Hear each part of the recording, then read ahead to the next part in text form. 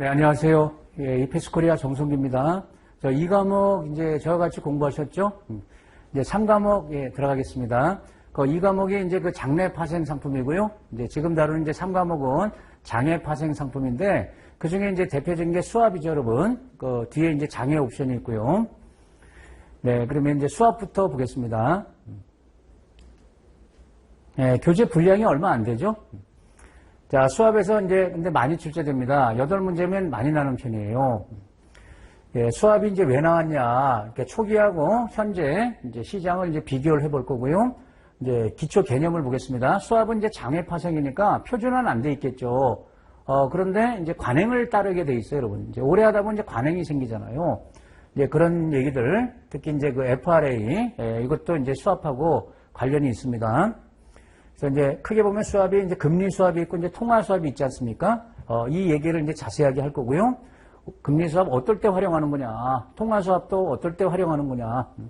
이제 변형된, 좀 전에 말씀드린 것처럼 이제 표준화는 안 돼 있는데 어떤 이제 관행을 따르는 것들, 그런 걸 이제 편의상 표준형 수압이라고 그러고요. 거기서 벗어나는 걸 이제 변형된 수압이다 그러는데 그게 이제 세 가지가 나옵니다. 많이 나오지 않아요. 거래 금액이 이제 변형된 게 있고, 수압 레이트, 이게 이제 고정금리죠, 여러분. 고정금리를 달리 적용하는 게 있고, 표준형하고 이제 다르다는 겁니다. 그 다음에 거래 개시 시점, 이 세 가지 이제 변형된 거, 굉장히 쉬운 거예요. 마지막으로 수압 가격 결정, 그러니까 이제 고정금리를 어떻게 이제 계산해서 결정하는 거냐. 네, 파생상품 다 마찬가지지만 단순 암기 과목이 아니잖아요, 여러분. 이제 개념을 잘 이해를 해야 되죠. 특히 수압은 구조 이해가 중요하고, 이 이제 그림을 잘 그려야 돼요. 수압은 그림이 이제 핵심이에요. 현금으로 이제 이 이동 방향을 그림으로 이렇게 표현할 수 있어야 되겠다. 그래서 여러분 스스로 그 이제 수압 설계를 한다고 치고요. 그 그림, 화살표 이런 걸 이제 잘 표현을 할 수가 있어야 돼요. 그러면은 끝나요. 수압은 사실. 네. 자, 1장 들어가겠습니다. 생성과 발전. 자, 수압 정의부터 한번 봐볼게요, 여러분. 수압 자체, 사전제곱이면 교환하는 거 아닙니까? 수압은 이제 교환하는 거죠. 두 당사자가 각자 지니고 있는 미래 서로 다른 자금 흐름, 이제 캐시플로우, 이제 현금 흐름이 되겠죠. 이것을 이제 그 기간을 정해놓고 서로 이제 교환하는 거다. 하나를 주고 하나를 받는, 서로 이제 득이 되기 때문에. 그런데 이제 장애에서 이루어지는 거죠. 한마디로 하면 내가 어떤 자산을 갖고 있다, 부채를 갖고 있을 때 이 흐름을 바꾸려고 하는 거예요. 뭐 변동부채를 고정부채로 또는 변동자산을 고정자산으로 바꾸기 위해서 수압을 이제 한다. 여기 이제 그림을 이렇게 볼게요. 이게 이제 그 현금으로 이동 방향이라는 거예요. 화살표. 설계도고요. 요 A라는 이제 주체가 있는데요. 얘가 요거 이제 밑에 이렇게 은행에 여기 화살표가 나가잖아요. 변동이자. 이게 무슨 뜻이에요? A가 은행에서 자금을 차입했다. 근데 이제 변동금리로 자금을 차입해서 지금 이제 변동부채를 갖고 있는 거죠. 그리고 금리가 떨어지면 좋지만 금리가 올라가면 안 좋잖아요. 그래서 이제 수압 딜러, 이 장외 이제 수압은 딜러들이 있죠. 얘하고 이런 식의 이자 교환을 하는 거죠. 변동이자를 수취하고 고정이자를 지급하고 이게 수압이란 말이에요. 그러면 여기서 변동이자 받아서 이쪽으로 넘기면 되니까 이거 상쇄되잖아요. 그리고 이제 고정이자 흐름이 얘한테 발생하는 거니까 그럼 A가 이런 수압을 해가지고 무슨 효과를 내는 거예요? 자기가 갖고 있는 부채, 원래 변동 부채였지 않습니까? 그것을 고정 부채로 이제 바꾸는 거다.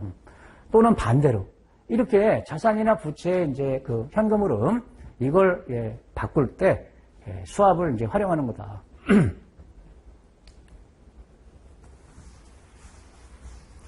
자, 2절로 가겠습니다. 생성 과정. 수압 거래는요, 수압이 나오기 전에 이게 이제 그 대출 상품이 2개 있었어요. 이게 발전해서 이제 통화 수압이 나왔어요.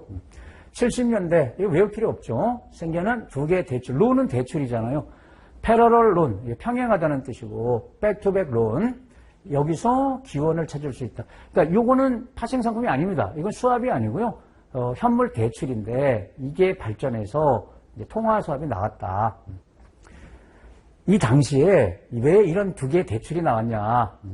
대부분의 국가에서 이제 외환 통제를 했다는 겁니다. 엄격한 외환 통제. 그러다 보니까 외화가 나라 밖으로 빠져나가는 게 쉽지 않았어요. 그래서 기업이 국제 금융 활동을 하거나 또는 투자자들이 해외 투자를 할 때 이게 제한이 많았다는 거죠.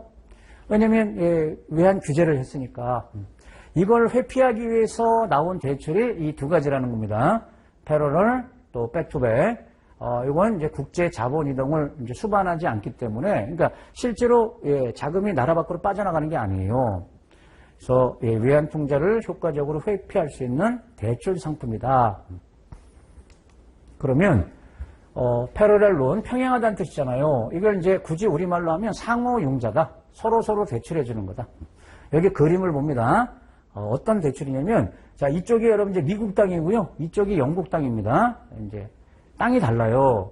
미국에 어떤 회사가 있어요. 영국에 어떤 회사가 있습니다. 근데 상대 국가에 자회사를 두고 있다는 거예요. 자, 미국에는 영국 자회사가 이제 있고 이쪽에는 미국 자회사가 있는데, 그럼 이 자회사들이 여기서 활동을 하려고 그러면 미국에서 활동을 하려면 달러가 필요할 거 아닙니까? 얘는 파운드가 필요할 거고. 근데 이렇게 본사에서 이렇게 보내주면 자금을 이렇게 지원하면 이게 이제 외환 통제를 받겠죠? 나라 밖으로 빠져나가니까. 그래서 이제 어떻게 했다?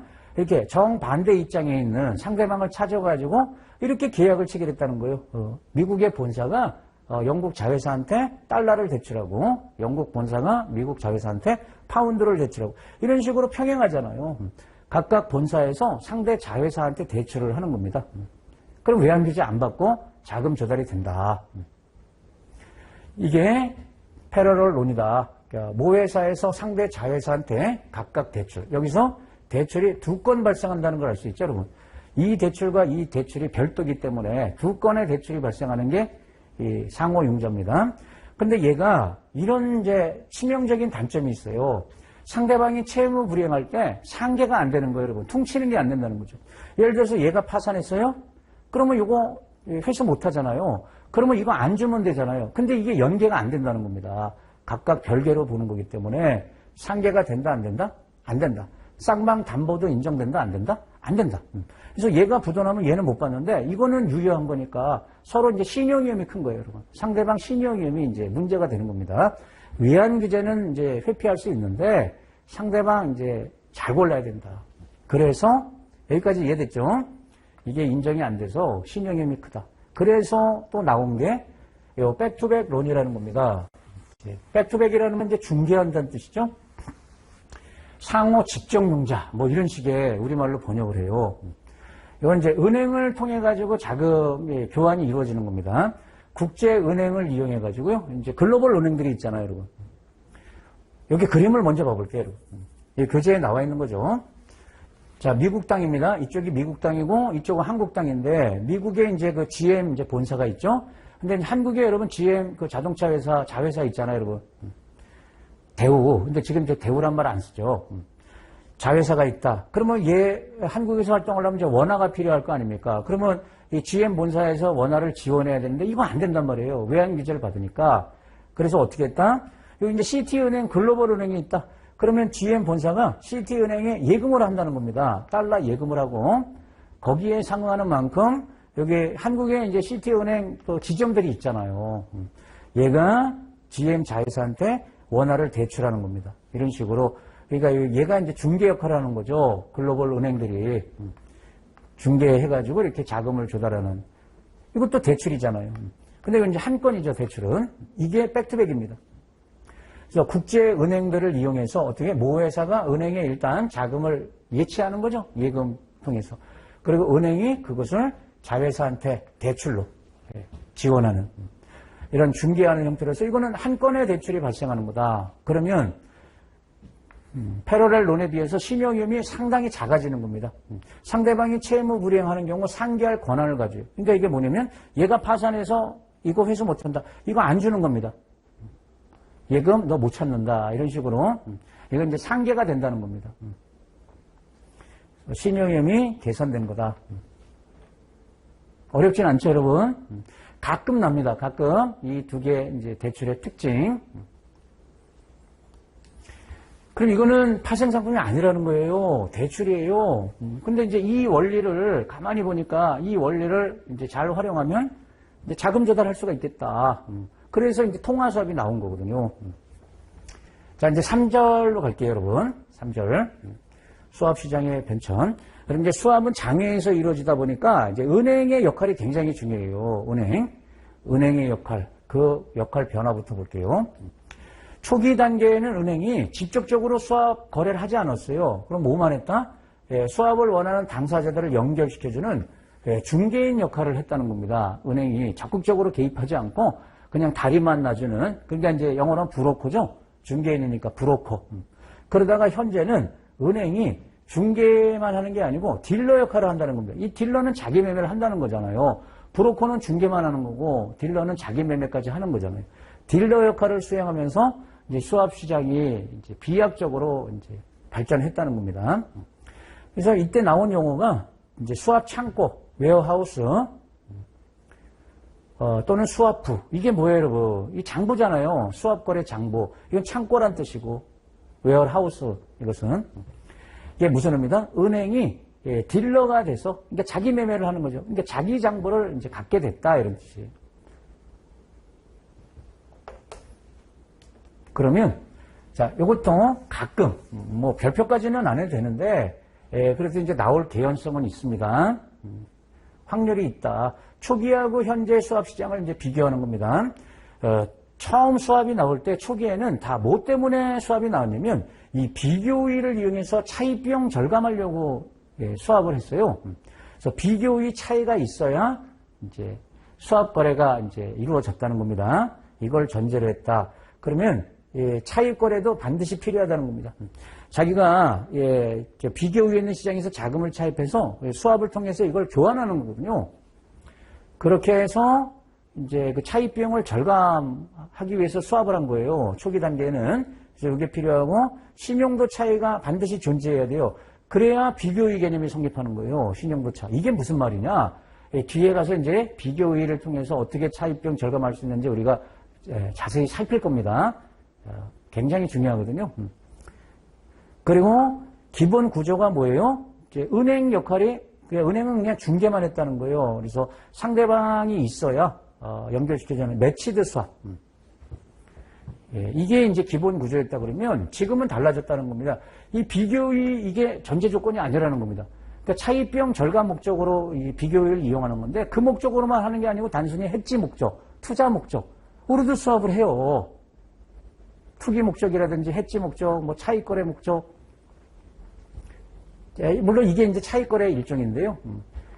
다양한 전제 조건이 아니다. 그래서 차익 거래 수반도 전제 조건이 아니다. 이것도 필수가 아니다. 이게 다 비교의와 관련된 거예요. 나중에 이제 볼 겁니다.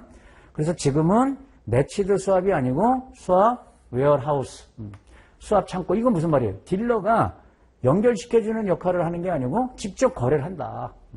지금은 이런 형태다. 고객과 딜러 간에 이제 거래가 이루어진다.